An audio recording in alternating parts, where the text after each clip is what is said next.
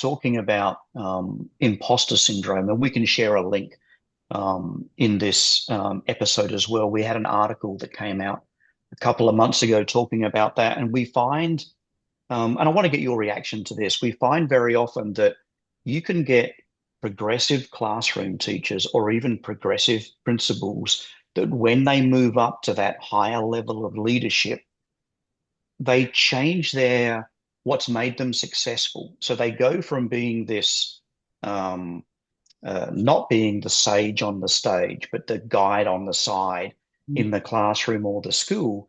But when they get to this level of leadership, principal or superintendent, they change their impression of how they believe they should be seen and how they should be acting.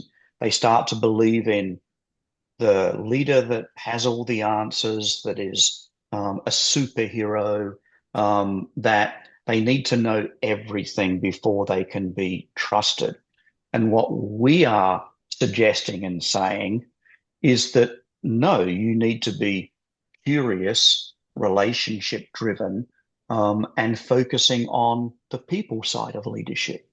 I just wanted to put that out there for your take.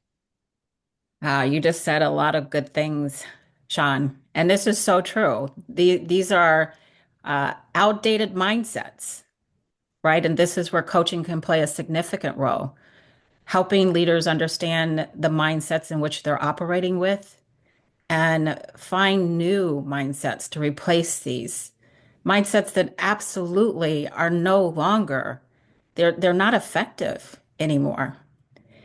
Leadership is about healthy influence, right? It's about the quality of the relationships that we're building with other people.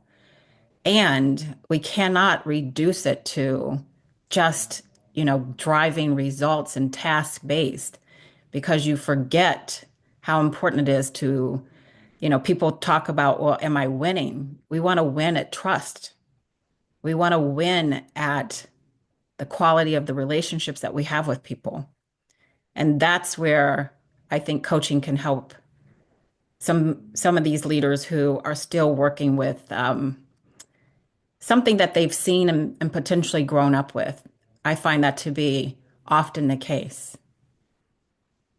Yeah, and I think Mark Brackett actually mentioned it similarly in his little video piece as well, which is the research shows that people want to work for leaders who are empathetic, who are relationship driven, who are other driven, who are high in emotional quotient. As I listened to Mark, something came to me that I've seen.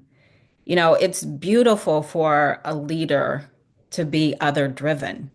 And you mentioned some things, and I think Mark mentioned three things. He talked about listening, he talked about not being judgmental, he talked about being compassionate.